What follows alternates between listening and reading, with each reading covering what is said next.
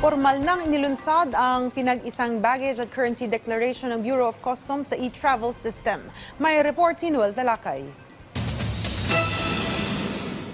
Laking tuwa ngayon ni Art at ng kanyang barkada na galing Hong Kong dahil tanging Bureau of Immigration o BI forms lang ang kailangan nilang sagutan gamit ang e-travel dahil wala naman silang dalang mga gamit at pera na galing Hong Kong. Pero kwento niya, batay sa experience ng kanyang kaanak na kailangan sagutin ang e-travel ng BI at I-declare ng Bureau of Customs o BOC, abala ang dulot anya nito sa kanilang mga traveler lalo na kung connecting flight.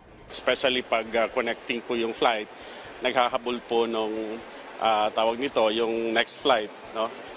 Siyempre may mga scrutiny na gagawin if you fill up the form, and then you will pass through the process. Medyo matatagalan. Dahil may pagkakataong lumalabas ito ng bansa, hiling niya, isang form na lang sana ang kailangan nilang sagutan para maging hassle-free.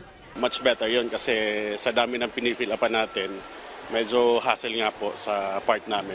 Ang hiling na ito ni Art ay mukhang may katuparan na dahil formal nang inintegrate ang baggage at currency declaration ng BOC sa existing e-travel ng BI para sa lalabas at papasok ng bansa gamit ang lahat ng terminal ng Ninoy Aquino International Airport.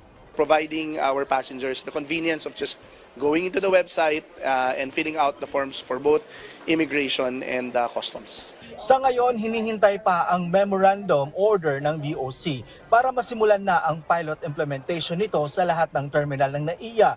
Kaya naman, hiwalay pa rin ngayon ang customs declaration sa e-travel system. Passenger profiling system of the Bureau of Immigration is also critical for the passenger profiling system of the Bureau of Customs. Katuwang din nito ang Department of Information and Communication Technology o DICT, Money Laundering Council at Bangko Sentral ng Pilipinas.